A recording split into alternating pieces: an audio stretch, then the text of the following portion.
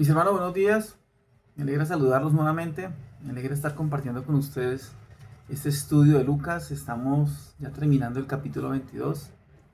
Bendito sea el Señor por su palabra, mis hermanos. En esta ocasión, si el Señor lo permite, vamos a dar inicio del versículo 39, es el versículo 46 del capítulo 22.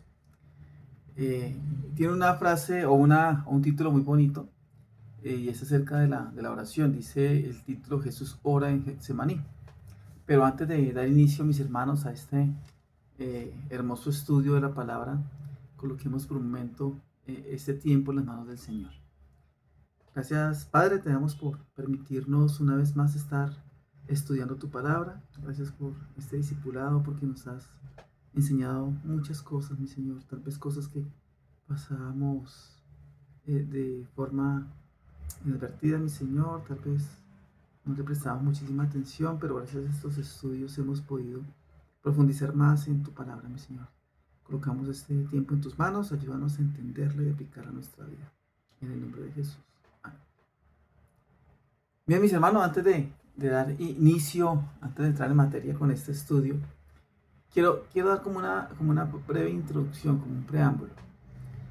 Y es que este texto nos enseña, mis hermanos, acerca de que es necesario que estemos preparados.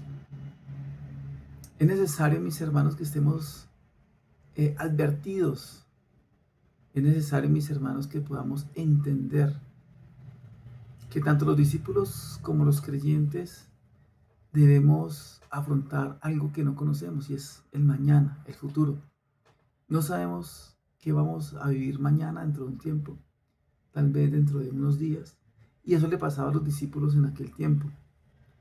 Y hay algo, mis hermanos, que ni tú, ni yo, ni los discípulos sabían. Y es la certeza de lo que va a pasar más adelante. Ni tú ni yo sabemos, mis hermanos, lo que va a pasar mañana, ni esta semana, ni en este mes. Yo sé que de alguna manera todos hemos tenido que vivir momentos complicados, momentos difíciles, ¿cierto? Tal vez afrontar noticias que no nos gustan, que no nos agradan, y tal vez no estábamos preparados para recibir noticias desagradables. Pero la vida es así, mis hermanos. Esta vida que Dios nos ha regalado está llena de altibajos, de pruebas. Está llena, mis hermanos, de una necesidad de buscar al Señor. Pero la pregunta es: ¿qué armas tenemos para afrontar lo que no conocemos? ¿Qué armas tenemos para poder afrontar el futuro? ¿Cómo podemos prepararnos para afrontar lo que viene, lo que nos va a impactar, lo que nos va a tocar? Y tal vez, mis hermanos, la noticia o la prueba está a la vuelta de la esquina. Y esta es la hora que no lo sabemos. No sabemos si vamos a recibir una buena o una mala noticia.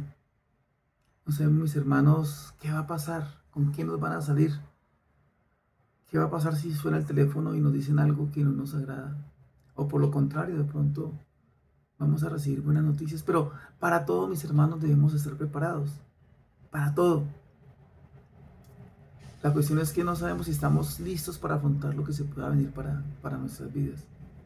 Ahora, la pregunta es, como ya lo decíamos, ¿cómo podemos estar preparados cuando la vida es incierta?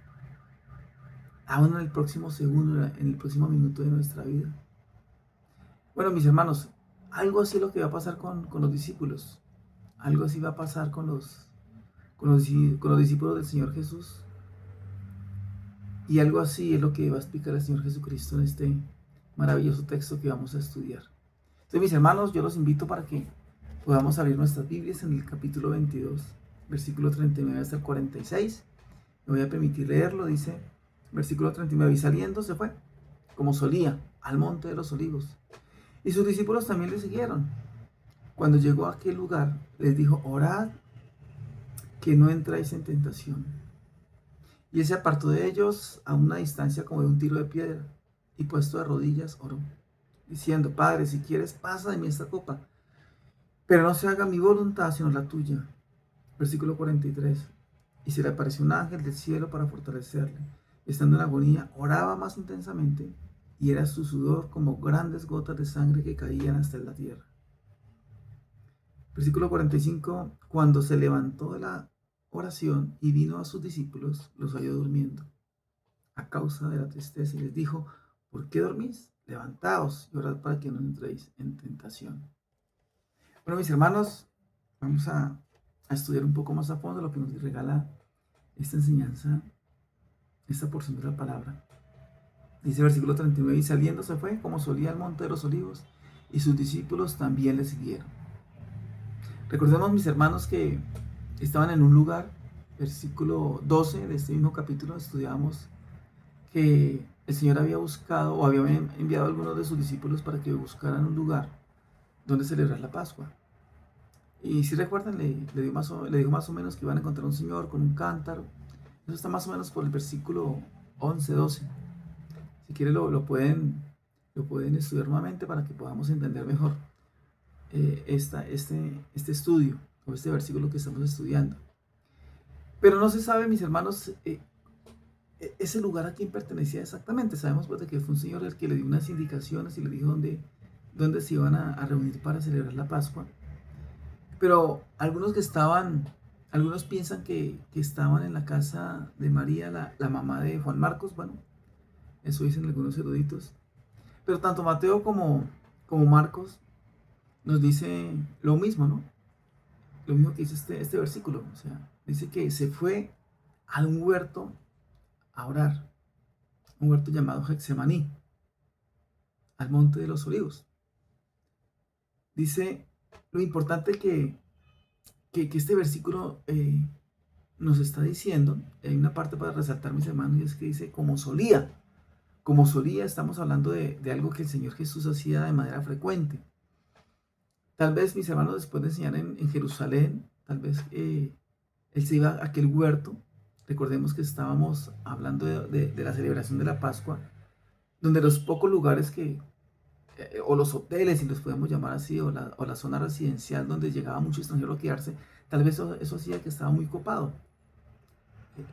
Y tal vez el Señor Jesucristo iba a aquel lugar para esta temporada, es porque no había dónde quedarse, para que Él siguiera con lo que estaba haciendo, y era orar, buscando al Señor. Y decimos o lo que dice este versículo es que como solía, o sea, el Señor era un hombre de oración, era un hombre que buscaba una intimidad con el Señor, una intimidad con Dios. Y esto es porque el Señor nos enseña acerca de la necesidad de la oración, mis hermanos. Entonces estamos mirando que el Señor se salió de aquel lugar donde se celebró la Pascua y se fue al monte de los olivos a orar, mis hermanos. Tal vez tenía ya algún conocido que vivía cerca o en aquel lugar y le prestó el lugar para que pudieran descansar, pero también para que pudieran orar. Y eso es como lo curioso, ¿no, mis hermanos? Porque dice también que se fue con sus discípulos. Es algo curioso, ¿por qué? Porque sabemos que no todos iban con el Señor. Recordemos que ya Judas había partido para arreglar la entrega del Señor. Y eso es algo curioso, mis hermanos, porque el Señor ya sabía lo que iba a pasar. El Señor ya sabía que lo iban a buscar, que lo iban a arrestar, que lo iban a llevar a la cruz. Él sabía por lo que iba a pasar. Yo creo que nosotros en el lugar del Señor diríamos, uy, no, ¿sabe qué? Ya sabemos que lo que va a pasar, cojamos nuestros chiros, hermano, y vayámonos de acá y nos perdemos. Pero no, el Señor no huyó. El Señor sabía perfectamente cuál era la tarea que Dios le había encomendado. Él sabía muy bien la prueba por lo que estaba pasando, por lo que iba a pasar. Entonces, acá vemos, mis hermanos, que el Señor estaba cumpliendo con la misión encomendada, a pesar de. Pero también hay algo muy curioso cuando dice que el Señor iba con sus discípulos pues le siguieron también para acompañarlo al monte de los olivos, a aquella región de Getsemaní. Y es curioso porque no siempre el Señor iba acompañado con sus discípulos, ya que Mateo 14:23 y Juan 6:15 nos dice que Él también iba a solas a orar al monte de los olivos. Y el Señor Es curioso pensar en eso, ¿no? O sea, pensemos por un momento en que el Señor ya sabía que en contados minutos todo iba a cambiar, que ya la hora de ofrendar su día se estaba acercando. El Señor sabía que lo iban a aprender. Él sabía que iba a pasar de ahí en adelante, mis hermanos. Pero aún así, Él fue a orar. Él no huyó. Él fue a orar. Él fue a orar a buscar fortaleza.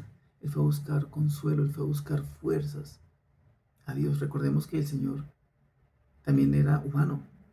Era 100% hombre también. Mis hermanos, esto nos enseña que aun cuando la prueba es inevitable, Dios quiere que oremos. Dios quiere que lo busquemos a Él en oración. Así tú y yo sepamos qué es lo que nos va a suceder. El Señor quiere que oremos. Que afrontemos que no estamos solos, es lo que nos dice el Señor.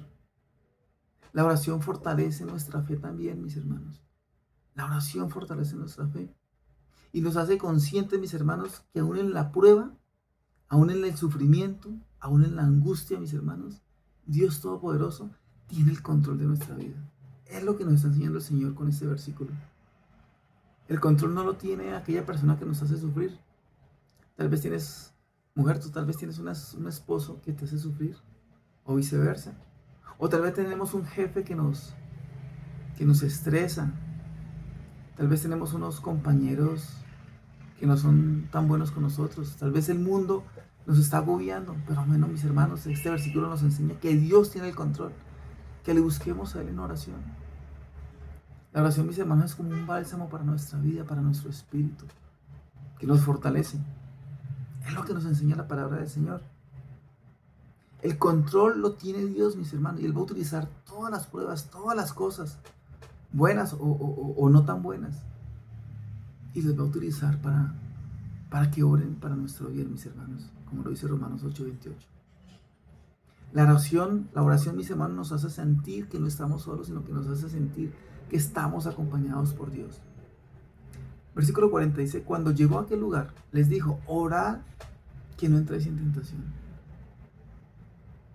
Esto es como una instrucción que está dando el Señor a sus discípulos. Es como una instrucción que el Señor está dando a su iglesia. ¿Oren para qué? Para que no entremos en tentación. Un erudito griego llamado Barclay decía este versículo de la siguiente manera. Oren para que no tengan que ser arrastrados por la furia de la tentación. Cuando la tentación, mis hermanos, se presenta, no se presenta como algo despreciable, no. La tentación se va a presentar como algo muy sutil, como algo agradable. Porque si se presentara como algo despreciable, tal vez ninguno caería en tentación. Pero Satanás sabe cómo orar, sabe cómo seducir. La tentación se puede presentar como algo dulce, como algo que cautiva. Pero en realidad, mis hermanos, la tentación es algo que busca destruirte, que busca destruirnos. La tentación, mis hermanos, que van a afrontar es de no abrazar, es no someterse, mis hermanos, a la voluntad de Dios. Esa es la tentación por la cual los discípulos iban a pasar, por los cuales los creyentes vamos a pasar. Y es la tentación de no aceptar la voluntad de Dios en nuestras vidas. Esa es la tentación, mis hermanos. La tentación que van a afrontar los discípulos más adelante es esa, de no abrazar, de no aceptar la voluntad de Dios, de no someterse a la voluntad de Dios. Y eso nos pasa también a nosotros como creyentes, mis hermanos. Y es que a veces nos peleamos con lo que Dios ha establecido para nuestras vidas. Recuerden, mis hermanos, que aquellos discípulos en aquel momento tenían en su mente la idea de un reino político, la idea de que Jesús iba a instaurar un reino político y que va a dar a Israel un estatus de una nación poderosa sobre todas las demás naciones, y que aquellos discípulos iban a gobernar con el Señor. Eso es lo que ellos estaban pensando. Ellos no pueden entender todavía acerca de ese reino espiritual del que el Señor les estaba hablando. Pero eso es lo que no iba a suceder. Y ellos van a ser tentados a rechazar la voluntad de Dios. Y como lo decía también, mis hermanos, esa es la tentación a la cual los creyentes nos enfrentamos todos los días. Y es despreciar la voluntad de Dios. Ir por el camino contrario a lo que Dios quiere para nosotros, lo que Dios escogió para nosotros. Él sabe muy bien qué es lo que nos conviene. Cuando nos llega tal vez una noticia que no nos gusta y renegamos y reclamamos y no queremos abrazar, no queremos aceptar esa prueba, esa mala noticia y no queremos pasar por esa situación, cuando la rechazamos, cuando no aceptamos que Dios es el que está orando, esa es la forma como estamos cayendo en esta tentación y es rechazar la voluntad de Dios para nuestras vidas. Esa tentación es darle a Dios un despropósito y pensar que Dios no tiene el control, que no le importamos a Dios. O peor aún, mis hermanos, es pensar que Dios es malo y que tal vez Él disfruta que nosotros estemos sufriendo. A veces las personas piensan eso. Y esa es la gran tentación a la que nos afrontamos los creyentes todos los días. Rechazar la voluntad de Dios en nuestra vida. En griego la palabra tentación es la misma palabra que se utiliza para la palabra prueba. Y a veces tratamos de diferenciar si es tentación o es una prueba, pero al final creo que no importa. Cuando hablamos acerca de la palabra prueba, yo creo que la mayoría de nosotros pensamos en un personaje bíblico. Y es en la persona, en el hombre de Job. ¿Lo que vivió Job fue una tentación o fue una prueba? Nos podíamos preguntar. La respuesta es que pueden ser las dos cosas, ¿no?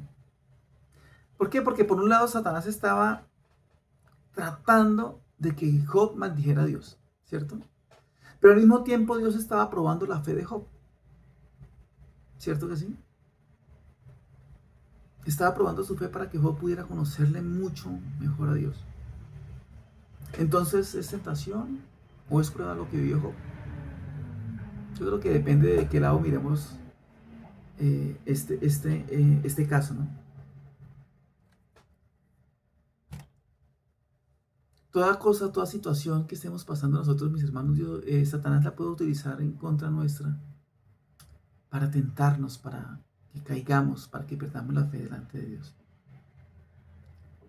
Y de esta manera podamos atribuirle a Dios un despropósito, como lo que estábamos diciendo, de que renegáramos, de que reneguemos delante de Dios. Pero por otro lado, también, mis hermanos, Dios puede tomar esa prueba o esa tentación como una oportunidad para purificar y para fortalecer nuestra fe. Depende de qué ángulos miremos las cosas. Entonces el Señor le dice a los discípulos, oren para que no sean arrastrados por la tentación. Y creo que vivimos en una cultura cristiana que ha despreciado, mis hermanos, el poder de la oración. Y me incluyo en algunas ocasiones. Yo creo que a veces nos da pereza. No conocemos el alcance de la oración. Y la oración, mis hermanos, nos dice la Escritura que es algo muy valioso, pero que muchas veces no sabemos utilizar o no le damos el valor que merece el poder de la oración. Recordemos que Dios le dice a sus discípulos que Satanás los había pedido para zarandearlos, como se zarandea el trigo, pero que no se preocuparan porque Él estaba orando por sus discípulos. Y cuando miramos este texto, nos preguntamos, ¿pero orar? ¿Solamente orar? Yo creo que en la carne nosotros queremos algo más, ¿no? Queremos, listo, oramos, pero Dios, no es posible que de pronto tú reprendas a Satanás para que Satanás huya y no nos moleste y no nos tiente. O tal vez nos puedes darme, no sé, un blindaje superpoderoso para que los dardos de la tentación como que no me hagan efecto. O tal vez podrías mandar ángeles a nuestro alrededor para que nos guarden y no caigamos en esta tentación. ¿Solo orar, Dios? ¿Solamente orar, Dios? Nuestra naturaleza, mis hermanos, se pelea con esas cosas. Nuestra naturaleza cada día se pelea con esas cosas. Y pedimos, sí, oración, pero ¿no nos puedes dar algo más, Señor? Y eso es porque no entendemos todavía el alcance de la oración. Eso es porque nuestra fe está débil. Y pensamos que no es suficiente cuando tenemos el poder de la oración a nuestro alcance. Pedimos, aparte de la oración, algo más que tal vez podamos ver, que podamos tocar, Pero se nos olvida que la oración es como una bomba, ¿no? Como una explosión, que no solamente explosiona, sino que también deja sus efectos. Y por mucho tiempo, como cuando una bomba deja una radiación, así yo creo que la fe también deja esos efectos por, por buen tiempo. Yo creo que cuando nosotros pasamos las pruebas, mis hermanos, y entendemos lo valioso que es el poder de la oración, esto impacta, esto impacta empezando por nuestra familia. Eso impacta empezando por tu esposa, por tus hijos, cuando ven tu hombre que buscas a Dios en oración, que lo primero que haces es buscarlo a Él. Tu esposa, tus hijos van a seguir ese ejemplo, porque están viendo en ti una persona que exalta a Dios a pesar de las dificultades. Cuando tu esposa o tu esposo, tus hijos ven que acudes a Dios en primer lugar, cuando lo buscas en oración en momentos difíciles, mis hermanos, eso hace que sus corazones también se dobleguen a Dios, que le busquen a Dios. Y en esta incertidumbre que tenemos frente al futuro, mis hermanos, es recomendable estar todos los días orando al Señor. Permanecemos en oración. Mire, en el caso nuestro aquí en Colombia, dentro de 20 días, 20 días exactamente hoy es domingo, 11, 11 de mayo. En 20 días va a haber elecciones presidenciales y eso es algo que de alguna manera genera incertidumbre, genera zozobra, porque vemos partidos políticos que tienen muchísima acogida aquí en este país, pero son partidos políticos que van en contra de los principios bíblicos. Son partidos o son ideologías que están buscando ir en contra de lo que Dios ha establecido. Abiertamente se declaran defensores del consumo de drogas, defensores del aborto, del cambio de género en niños, de esa ideología perversa. Y son personas que tienen muchísima acogida y es posible que esa ideología gobierne en esas elecciones, queden como favoritos o se peleen la presidencia. Eso es un riesgo. Y yo creo que nosotros como creyentes, como padres, de alguna manera debemos sentir como ese temor, ¿no? Porque nosotros anhelamos que el presidente de una nación como la nuestra sea una persona que busque a Dios, que gobierne con principios bíblicos. Porque nuestros hijos también están expuestos en los colegios, en los trabajos, en las universidades, nosotros mismos. Tenemos que convivir con personas que aman ese estilo de vida completamente antibíblico. Y es por eso que el Señor nos enseña que estemos preparados. Y la forma como nos podemos preparar es orando. El Señor nos enseña, es lo que nos está enseñando en este momento. El poder de la oración fortalece nuestra fe y nos recuerda que Dios tiene el control de todas las cosas. Nosotros sabemos, mis hermanos, que Satanás está como león rugiente buscando a quien devorar.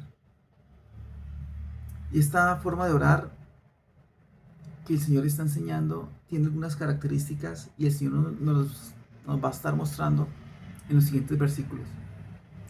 Dice versículo 41: y el Señor se apartó de ellos a distancia como tiro de una piedra, y puesto de rodillas oró. Esto de tiro de una piedra es una distancia corta, tal vez 30 metros, 40 metros por mucho, o sea, no estaba lejos de sus discípulos. Evidentemente Lucas vemos que no estaba presente, sino que le contaron. Él dice que se puso de rodillas, otro evangelio dice que se postró sobre su rostro. Así que vemos que la oración, mi Señor, del Señor incluía su postura.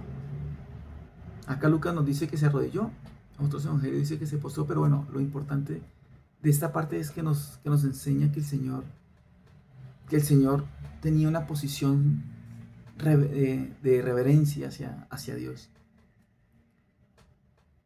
Y eso es algo muy importante de resaltar, porque yo creo que cuando nosotros oramos, en el caso mío, pues, hablo por mí, mis hermanos, pues nosotros oramos, pero casi siempre lo hacemos de una manera diferente, ¿no?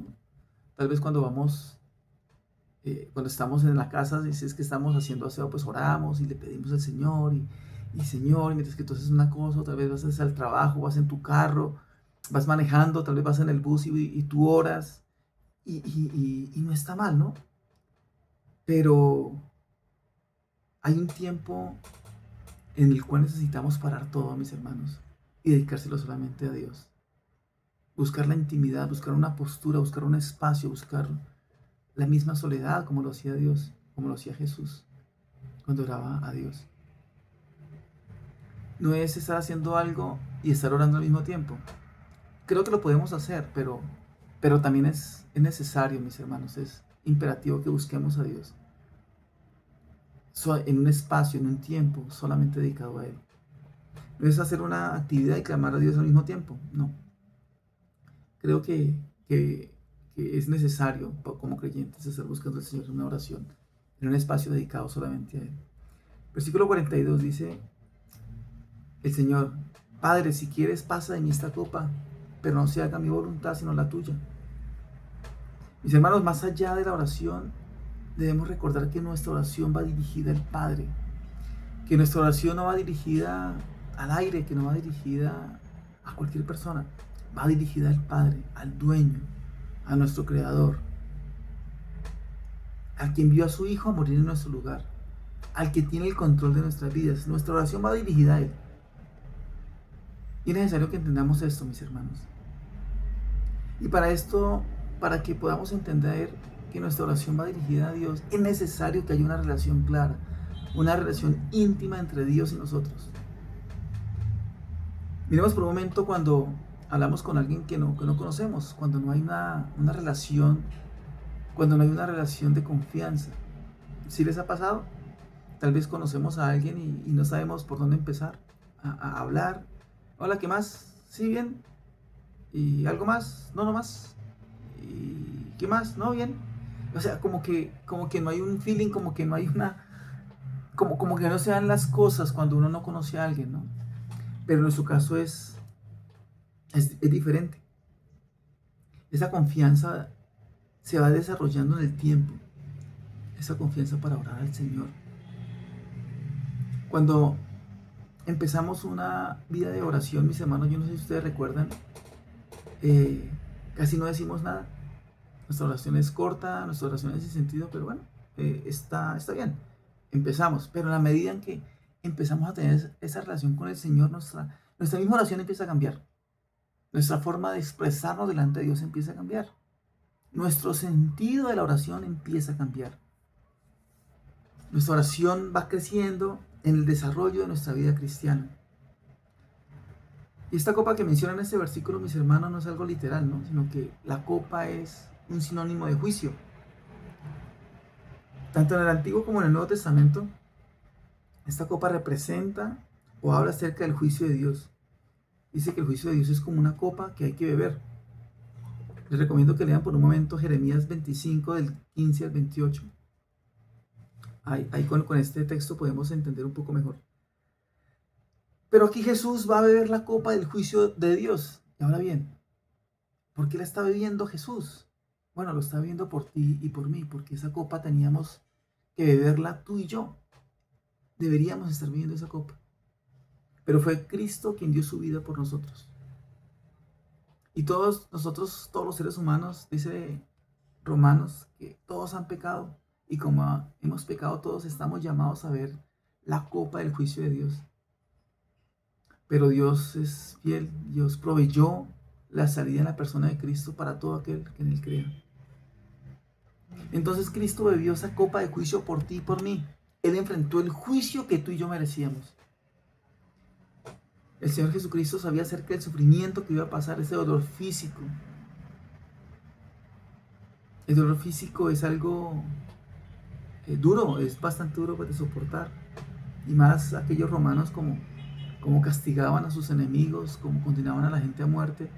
Eso era algo normal en aquella época. Así era como los romanos mataban a la gente que era condenada a muerte.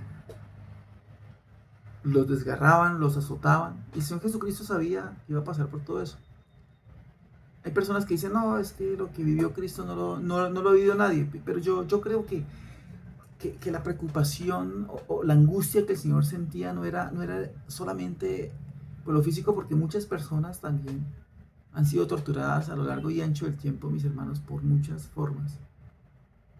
Han sido asesinadas. Hoy en día vemos cantidad de cosas, uy, no, que la gente utiliza para torturar a la gente. Yo creo que a Cristo le causaba algo, a Cristo le causaba mucho más dolor que el físico, y era la ruptura que él iba a tener de la comunión con su Padre. Según Pablo, en 2 Corintios capítulo 5, 21 dice que el que no conoció pecado por nosotros se hizo pecado para que nosotros pudiéramos haber hecho justicia de Dios en él. Cristo estaba diciendo, Señor, quita de mí esta copa, pero que no se haga mi voluntad sino la tuya. No es algo que yo quiera, pero que no se haga mi voluntad sino la tuya. Así como decimos que debe haber una postura de oración, mis hermanos, un tiempo de oración que debe cultivarse con el Padre, también debemos tener fe en nuestra oración. Y es lo que el Señor nos está diciendo acá, en este versículo. Cuando decimos que no se haga mi voluntad sino la tuya, es lo que debemos hacer nosotros también delante del Señor. Señor, estoy pasando por esta prueba, yo no la quiero, mi Señor. Me duele, pero que no se haga mi voluntad sino la tuya. Yo estoy convencido que tú tienes el control de esta situación. Yo sé que lo que estás permitiendo que pase en mi vida, tú lo vas a utilizar para crecer, para mi bien. No podemos desenfocarnos, mis hermanos. Aceptemos la voluntad del Señor en nuestras vidas. Y es lo que el Señor nos está diciendo acá. Que no se haga mi voluntad, sino la tuya. Podemos estar diciendo, Señor, yo no quiero esta enfermedad, yo no quiero esta prueba, no me gusta, me duele. Pero, Señor, yo confío en ti. Yo confío en ti, Señor. Y si tú has colocado delante de mí esta prueba, aunque yo no la quiera, mi Señor, ayúdame a confiar en ti. Yo sé que todos hemos pasado por momentos difíciles. Y cuando pasamos esa prueba, mis hermanos, tengamos por hecho de que la comunión con el Señor se va a estrechar muchísimo más. Creo que tu voluntad, Señor, es mejor que la mía. Y eso fue lo que oró el Señor Jesucristo. Y nosotros los creyentes estamos llamados a orar de esa manera, mis hermanos. Llevemos nuestras cargas, nuestras angustias delante de Él. Con toda la confianza, digámosle que nos duele, pero también digámosle que nos ayude a soportarla, que queremos obedecerle aún en esos momentos difíciles. Oremos a Dios, Él está ahí, Él nos escucha. Alguien decía que si nosotros supiéramos todo lo que Dios sabe acerca de nosotros, hoy estaríamos pidiendo que nos pasara todo lo que Dios ha permitido que nos pase. Con respecto a la oración, queda demostrado que lo que el creyente debe pedir es que se haga la voluntad de Dios en cada una de nuestras vidas. Y no tenemos el derecho de estar pidiendo cosas distintas, sino que Dios nos guíe en el momento de la prueba. Esto que nos enseña este versículo va contrario a todos aquellos que dicen, no, es que usted va a declarar que se vaya esto de acá, que no sé qué, y que yo declaro, y que yo acto, y que... Mis hermanos, el Señor Jesucristo no enseñó eso. Dios sabe qué es lo que nos conviene. Lo que debemos hacer es aferrarnos a Él con toda la fe, y que nos va a fortalecer. A Dios no se le pasa absolutamente nada lo que le va a pasar a sus hijos. De hecho, Satanás no tiene por qué tocarnos, el Señor no lo permite. Somos invencibles porque le pertenecemos al Señor. Y lo que nos pasa es porque es la voluntad del Señor. Y como es la voluntad del Señor, mis hermanos, tenemos que abrazarla así como Cristo abrazó la voluntad del Señor. Lo único que podemos declarar es lo que dijo Jesús: que se haga la voluntad de Dios y nada más. Él tiene cuidado de nosotros, como dice 1 Pedro 5:7. Confiemos en Él, mis hermanos. Versículos 43 y 44. Y se le apareció un ángel del cielo para fortalecerla, y estando en agonía oraba más intensamente, y era su sudor como grandes gotas de sangre que caían hasta la tierra. Vemos que el Señor Jesús en su humanidad era débil, como cualquiera de nosotros, como cualquier ser humano, humanamente hablando, ¿no? La única diferencia es que Él no tenía pecado, pero en su humanidad Él necesitaba ser fortalecido. Y aunque el Señor no fue librado del sufrimiento, aunque el Señor tuvo que pasar por esa tarea, por esa misión de ir a la cruz, Él sí fue fortalecido y consolado para que pudiera soportar lo que Dios le había enviado. Y no solo con resignación, sino con gozo, como lo dice Isaías 53:11 y Hebreos 12:2. Y eso nos arroja una luz enorme para poder entender lo que dice Hebreos 5:7, cuando dice que fue oído a causa de su piedad. El Señor fue fortalecido en aquella hora. Y Dios utilizó la forma como lo estamos viendo acá en este versículo, y mandó un ángel para que lo fortaleciera, para que fuera consolado, para que fuera fortalecido. Y recordemos, como ya lo mencionábamos, que el Señor tiene su naturaleza humana, como la nuestra, pero sin pecado. Y eso nos dice también que necesitaba ser confortado por Dios. Este verso también, mis hermanos, nos enseña que todos necesitamos que alguien ore por nosotros. Alguien que ore por nosotros. Nosotros también somos débiles. Somos mucho más débiles. Somos pecadores. Somos personas que estamos acostumbrados a buscar la primera salida. Es la naturaleza humana. Y es por eso que necesitamos ser hombres de oración. Pero también necesitamos que nuestros hermanos en la fe oren por nosotros. Es válido pedir que otro ore por nosotros. Pero tú también tienes que estar orando por ti también, mis hermanos. Entonces, este texto nos dice que debemos buscar una postura para orar, una intimidad con el Señor.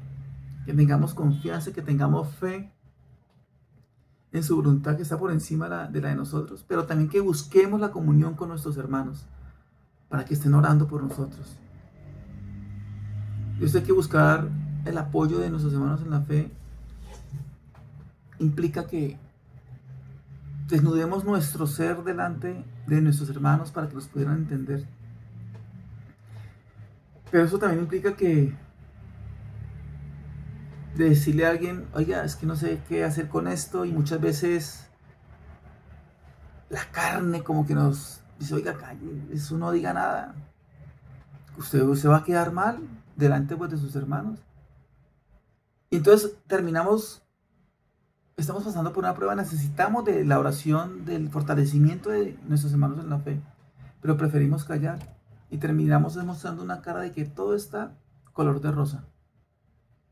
Y no, mis hermanos, somos hermanos en la fe.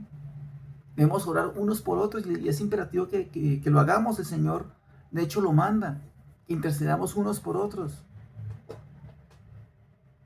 Y no pensemos, uy, no, es que yo que me voy a humillar, yo que me voy a desprestigiar, yo que soy fuerte, yo que tengo dinero, yo que enseño, yo que predico, yo que sirvo, ¿cómo me van a ver en esa situación? Si yo tengo dinero, si yo tengo una posición, a mí no me falta nada. Y nos cuesta decir, oiga, mi hermano, mi hermana, ora por mí.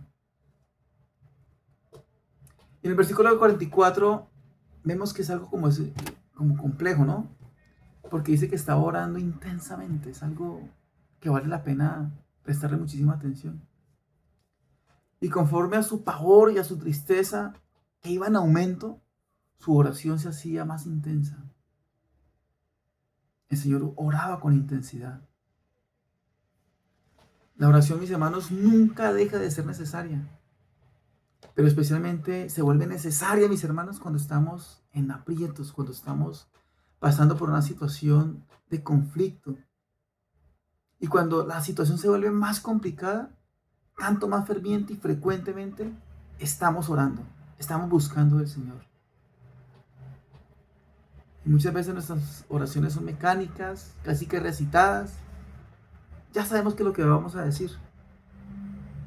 Pero dice Santiago que la oración del justo es eficaz y que puede mucho. Esa palabra eficaz tiene que ver con pasión, con fervor.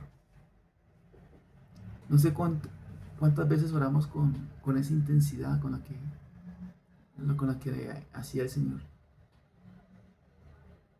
Cuando algo no anda muy bien, cuando la enfermedad toca la puerta de nuestra casa, cuando llega alguna enfermedad, cuando llega alguna mala noticia, alguna prueba, algún ser querido está grave, ahí sí que oramos con pasión, ahí sí. La pasión con la que el Señor oraba, dice la Biblia que su sudor era como grandes gotas de sangre que caían hasta la tierra. Unos dicen que no, eso puede ser una expresión idiomática, que es como cuando decimos, me estoy muriendo de sed. No, pues no nos estamos muriendo, pero es una forma de decir que tenemos muchísima sed. Pero la pasión del Señor en su oración era grande, mis hermanos, que parecía que estaba sudando sangre. Pero otros piensan que tiene que ver con un término llamado hematidrosis, que es una condición donde los vasos capilares se rompen y la sangre se mezcla con el sudor que atraviesa lo que es la epidermis y empieza el sudor a combinarse con la sangre y empieza a sudar sangre. Es lo que dicen algunos y bueno, hay algunos casos que están documentados. Lo cierto es que este versículo muestra al Señor orando intensamente. Y este versículo muestra el llamado que hace la palabra del Señor al creyente para que ore intensamente. Que no echemos en saco roto el poder de la oración. Versículo 45 dice, cuando se levantó de la oración y vino a sus discípulos, los halló durmiendo a causa de la tristeza. Los discípulos no sabían por lo que les iba a venir.